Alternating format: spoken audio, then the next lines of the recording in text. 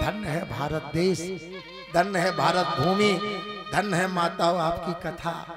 ये है बुआ कुंती का त्याग, ये है बुआ कुंती का प्रेम, ये स्नेह, ये है अनुराग, ये है शालीनता, ये शिष्टाचार, ये विनम्रता। भगवान ने कहा बुआ जिसका ये भाव है उसको क्या संसार का दुख उसके पास आ सकता है। मां उसके भाव को देख करके दुख भी उसका सुख बन जाएगा। और बात सत्य है। परिहित बस जिनके मन माही, परिहित बस जिनके मन माही, तिन कहूँ जगे दुर्लभ कछु नाहि।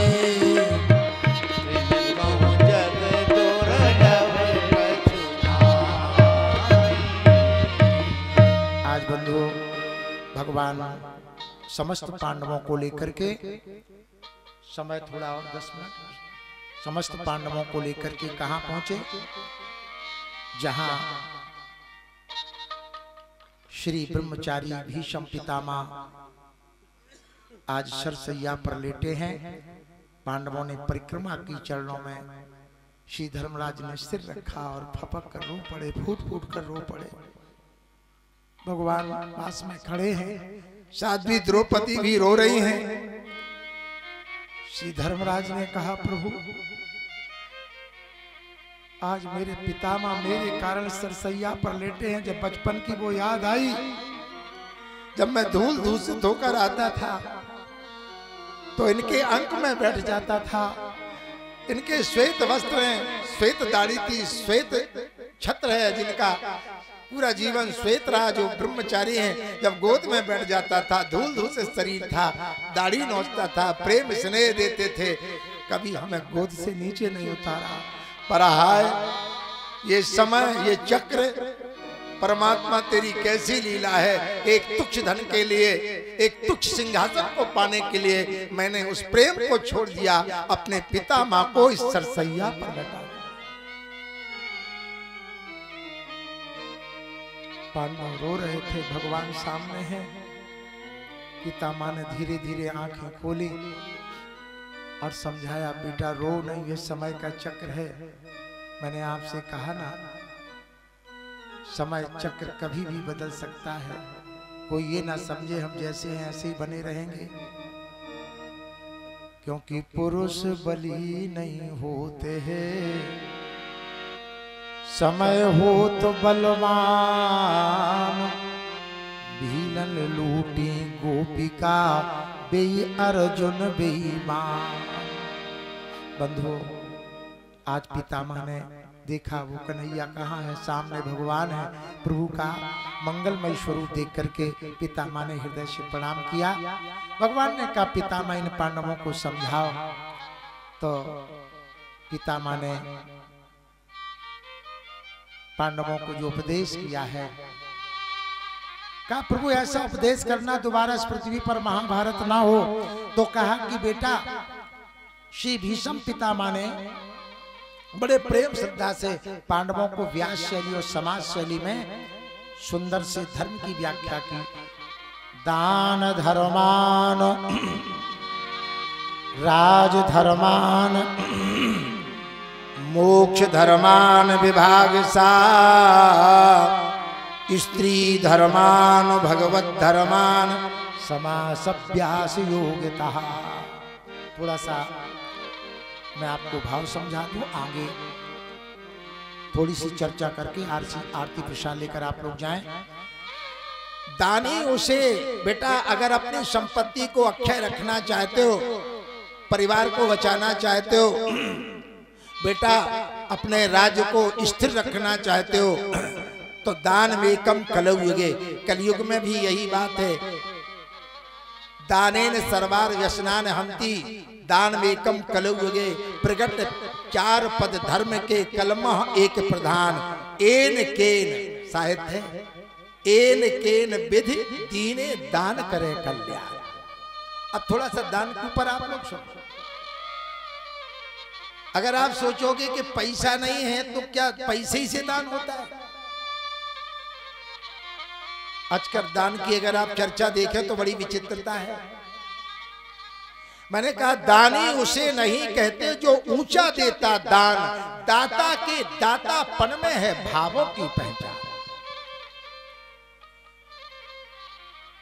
अरे भाई दान तो श्रद्धा से दिया जाता है, यथाशक्ति दिया जाता है।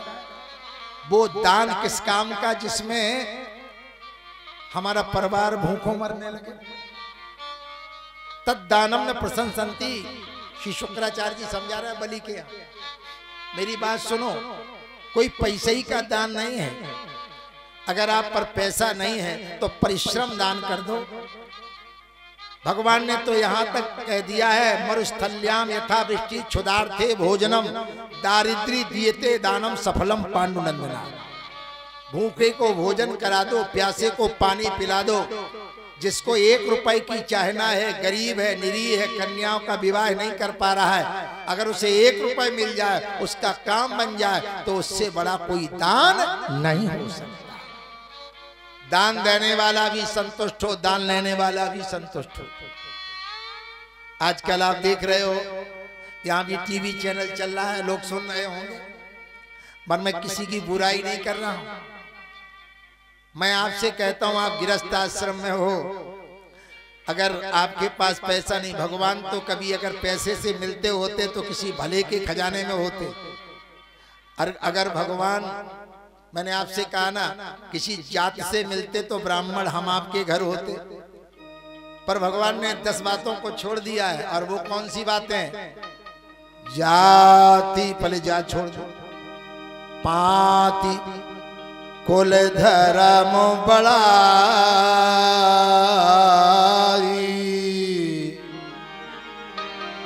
धनो बल परिजनो गुण चतुरा। आजकल मैंने देखा कि दान वहां दिया जाता है जहां कुछ चमत्कार हो, बुरा नहीं लगे।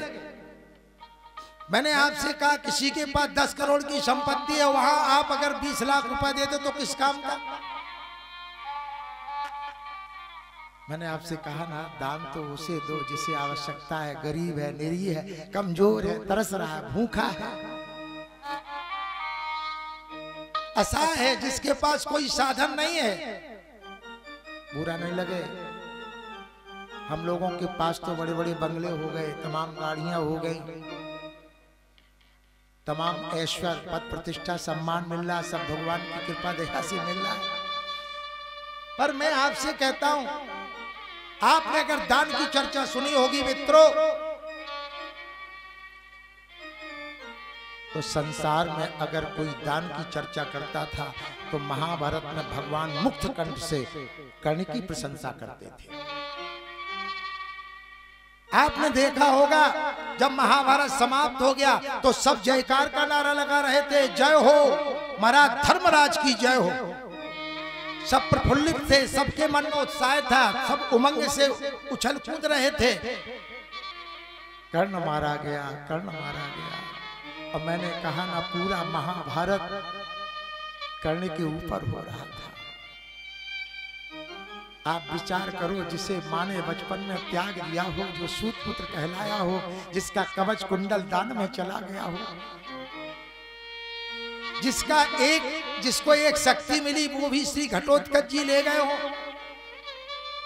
अब उसके पास क्या रह गया? केवल दान का महत्व, दान का पावर, माता का स्नेह, पिता का दुलार रह गया था। उसकी मित्रता का वो भाव आज प्रकट हो रहा था। जे वर्मा कर्ण कर्णांतरे नंद कर्णांतरंगता, जो शब्द कर्ण के कानों में गए वो कभी किसी दूसरे कान में नहीं पहुंच पाए। स्वयं व्यास जी कह रहे हैं महाभारत में, मित्रों, जब कर्ण मारा गया तो सब प्रसन्न थे, पर भगवान एक वृक्ष के नीचे बैठे उदास थे।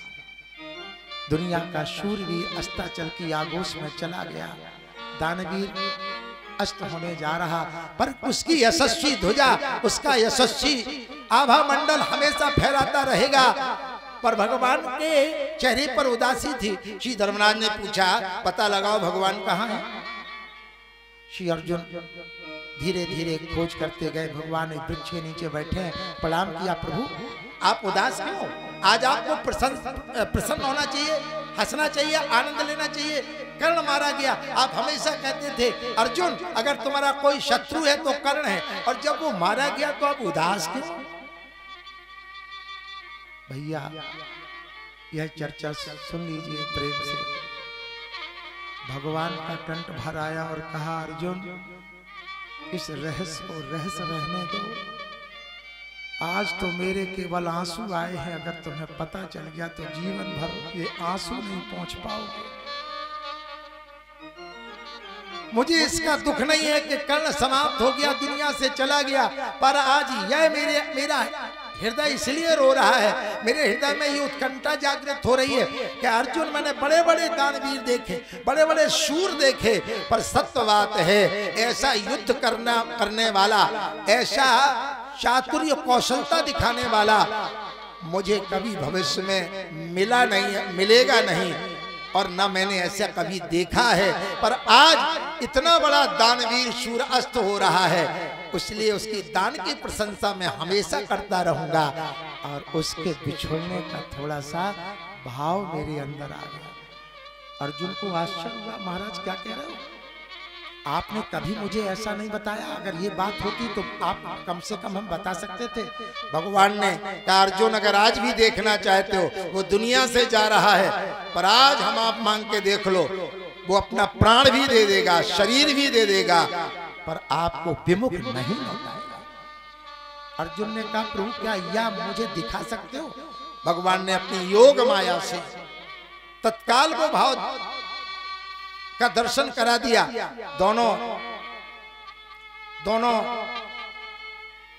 मित्रों ने अपना रूप बदला, ब्राह्मण का स्वरूप बनाया, भिक्षुक का स्वरूप बनाया।